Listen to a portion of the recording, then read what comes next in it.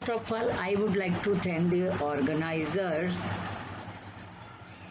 the Regional Science City, Aliganj, Lucknow, to give me an opportunity to speak on 125th year of radioactivity on the occasion of 32nd anniversary celebration. So whenever we use the term radioactivity, the first thing that comes into our mind is this symbol, which says caution. It is radioactive with alpha, beta, and gamma particle emission, and these are Röntgen, Henry Becquerel, Marie Curie, Rutherford, which are very much involved in this discovery. This is the image, and this is radium. The other thing that comes into our mind is the disaster which is caused by this radioactivity. The very recent one is in 2011, the Japanese Fukushima nuclear disaster. Then in 1986, Chernobyl disaster in Russia. And again in 1985 in Russia, a submarine suffered an explosion, resulting in the death and radiation. But the most dreaded is the atomic explosion over Nagasaki and Hiroshima, Japan in 1945, and that I think the first when this radioactivity has given the. When we talk about the discovery of radioactivity, the first person that is involved is Wilhelm Conrad Röntgen. He was a German physicist and he studied the fluorescent materials that glowed when hit with a beam of electrons. And what he found that after hitting, these emitted a new kind of radiation, the invisible rays. And this radiation was capable of penetrating through black pepper, the body's soft tissue, but it did not penetrate the dense materials, for example, lead and bone. And these radiations also cause photographic plates to darken. And he gave the name X-rays to these invisible high energy emissions. This is the X-ray machine which Röntgen has used and the X-ray tube. And it was on November 8, 1895 when Röntgen stumbles upon first human X-ray was taken by Röntgen was of his wife, and immediately after looking at the imaging, the medical fraternity recognized their usefulness. Then came the benchmark,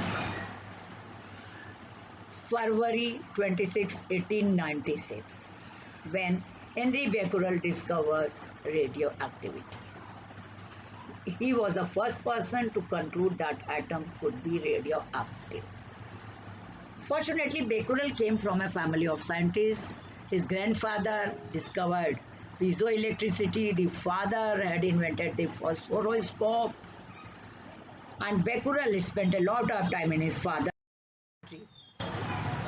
Then Becquerel attended a lecture on X-rays at Académie des Sciences in Paris in January 1896, and he saw the various images, photographs showing the outline of bones within a hand.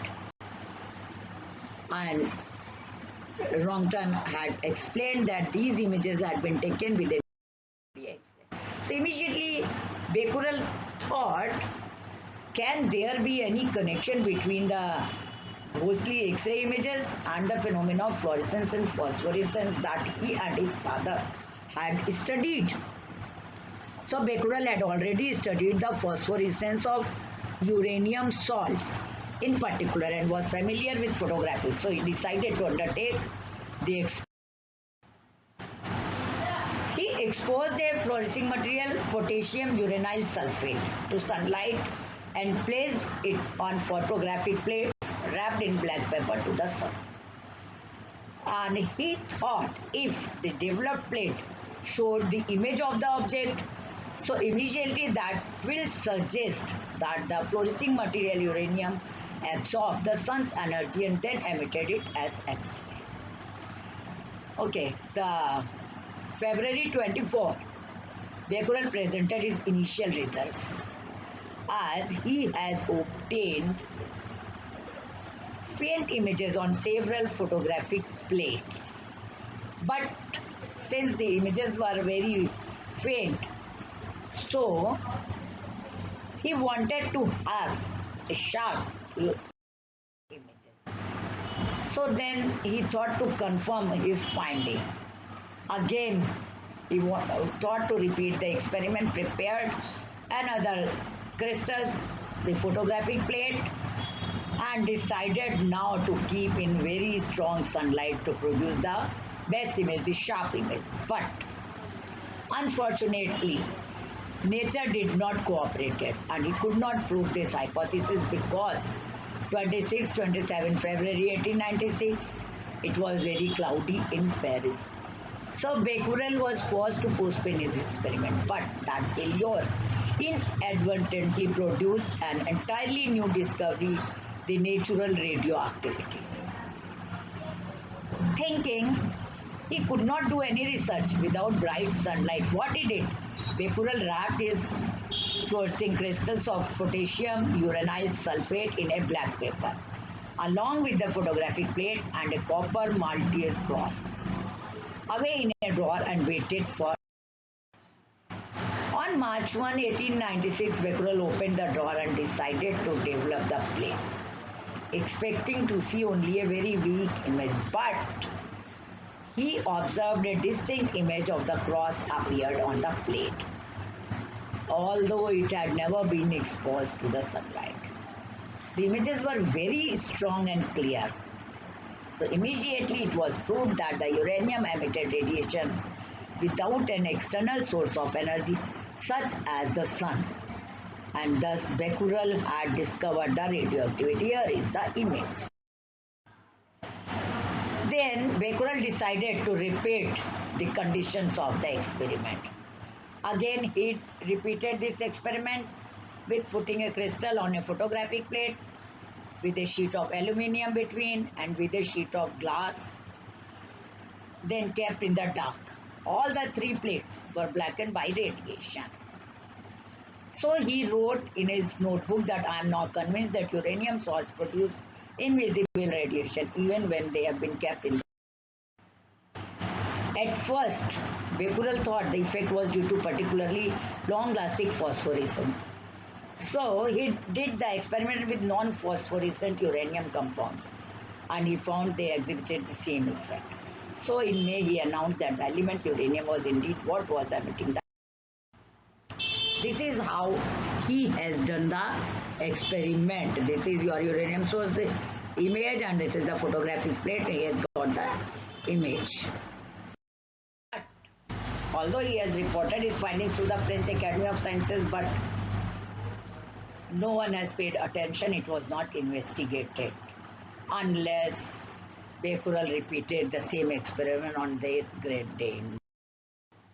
Then another person, Maria Sklodowska, came into picture.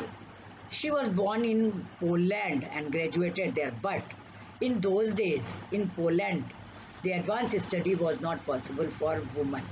So she shifted to Paris and graduated there in 1893. In 1895, she got married with Pierre Curie, which is an internationally known physicist. Thus, Maria Sklodowska became Marie Curie. She has gone through the mystery of the rays. So, two mysterious discoveries led Marie Curie to her life's work. One was Röntgen's discovery of X-rays, 1895, and then 1896, Henri Becquerel's discovery that minerals containing uranium also gave off rays.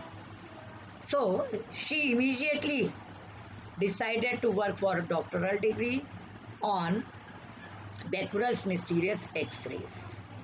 given off by uranium. She was not having a space to work, so she had to settle in a crowded and damp space in the Paris Municipal School. She started off by studying a variety of compounds that, and she discovered that the strength of the rays that came out depended only on the amount of uranium in the compound.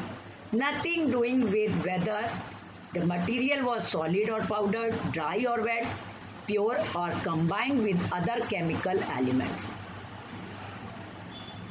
Further, she said if you had a certain amount of uranium, a certain number of uranium atoms, then you got a certain intensity of radiation. The more uranium atoms in a substance, the more intense the rays the substance gave off. This is the instrument with which she, and the units of radioactivity have been given defined just on the named for him as honor on Becquerel. Becquerel disintegration per second APS 1 Curie is so much. This is the experiment which Becquerel and Curie did, including radium, to get this uranium ore, key, and the photo plates in the bottom drawer. The shadow of the key was found on the exposed page. And then Becquerel initially believed that his rays were similar to X-rays, and he used an experiment like this, and what he discovered that X-rays are neutral, cannot be bent in a magnetic field, whereas the new radiation was bent by the magnetic field, so that the radiation must be charged and different than X-rays. And further he observed that when different radioactive substances were put in the magnetic field, they deflected in different directions or not at all, showing that there were three classes of radioactivity: negative, positive, and electrically neutral. Then Marie Curie found some surprising results. Discovered thorium. She tested minerals containing other elements. So then she found that thorium compounds also gave off Becquerel rays, the same rays as uranium.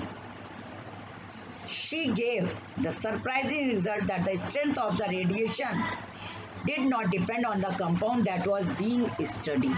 It depends only on the amount of uranium or thorium, what she has discovered previously. Then Marie and Pierre came into a fruitful collaboration as Pierre joined Marie in her project, and they started working with pitch blending, and they found that the strong activity came with the fractions containing bismuth or barium. When Marie continued her analysis of bismuth fractions, she observed that every time she managed to take away an amount of bismuth, a residue with greater activity was left. At the end of June 1898, they had a substance that was about 300 times more strongly active than uranium. And they called this new substance polonium in honor of Marie's homeland, Poland. And it is at this time Marie Curie used the term radioactivity for the first time. So remember always the word radioactivity which we are being using was for the first time coined by Marie Curie in 1898. Then Becquerel and Curie work attracted the interest of Ernest Rutherford on uranium, and then he discovered that the uranium actually emit different types of radiation: alpha, beta, and gamma, and these are defined by their penetrating power. Rutherford also observed that when the air from the chamber was removed, the alpha source made a spot on the photographic plate. When air was added, spot disappeared. So only a few centimeters of air were enough to stop the alpha radiation. Why? Because alpha particles carry more electric charge, they are more massive and move slowly compared to beta and gamma particles. They interact much more easily with matter. Beta particles are much less massive and move faster but are still electrically charged. Then a sheet of aluminium 1 millimeter thick or several meters of air will stop these electrons and positrons. As the gamma rays were found to carry no electric charge, so they can penetrate large distances through materials before interacting. Several centimeters of lead or a meter of concrete is needed to stop most gamma rays. This is how they did experiment the alpha with the paper only, beta aluminium sheet, whereas gamma to the. So now the question, what is radioactivity? All substances are made up of atoms. These have electrons around the outside and a nucleus in the middle. The nucleus consists of protons and neutrons, is extremely small. In some types of atom, the nucleus is unstable and undergoes alpha decay or beta decay to become more stable. This radioactive decay is completely spontaneous and the energy that is released from the nucleus of the atom is radiation. They may take several steps in order to achieve this stable condition, and thereby we observe decay chains, or this is also called as series decay for most radioactive elements. Just for example, I tell you, the uranium-238 takes about 14 steps of alpha and beta decay to become completely. In 1902 came Rutherford and Frederick Soddy, who explained radioactivity as a spontaneous transmutation of. Then came the discovery of radium, December 26, 1898. Again, these Marie and Pierre, they had announced the discovery of an additional very active substance that behaved chemically almost like pure barium but was fluorescent, glowing under ultraviolet black light, and in January of 1899 they discovered that it was over 1 million times more radioactive than uranium, and they named it as radium. Then Marie, from several tons of the original material, was able to isolate just 1 decigram of almost pure radium chloride and determine its atomic weight as 225. And she presented these findings in her doctoral thesis June 1903, and the 3 members of examination committee, they have expressed the opinion that the findings represented the greatest scientific contribution ever made in a. After this discovery of radium, they just started celebrating the thing because it was a great discovery. So both Pierre and Marie invited scientists in a garden to celebrate. Always Pierre was keeping in his waistcoat pocket a little tube with the radium. So Pierre drew from his waistcoat pocket a little tube partly coated with zinc sulfide, contained a quantity of radium salt in solution. It was dark, so suddenly the tube became luminous like this, lighting up the darkness, and the group started at the display wonder quietly and solemnly. But Rutherford has seen in the light from the tube that Pierre's fingers were scarred and inflamed, and that he was finding it hard to hold the tube. In 1910, Mary isolated pure radium metal, and then she has shown that radium gave out light and heat as well as being able to damage living flesh. Then Pierre Curie has written in a preface that the shed as having a bituminous floor and a glass roof which provided incomplete protection against the rain. It was that shade they could devote themselves to work the living lifelong days. Sometimes they could not do their processing outside, so the noxious gases had to be out through the only furniture they had was very old one pine tables, and on that only Mary worked with her costly radium fractions. And all these precious products were arranged on tables and boards. Always Mary liked to have a little radium salt by her bed that shone in the darkness. Mary could remember the joy they felt when they came into the shade at night from all sides the feebly luminous cell house. Then Mary discovered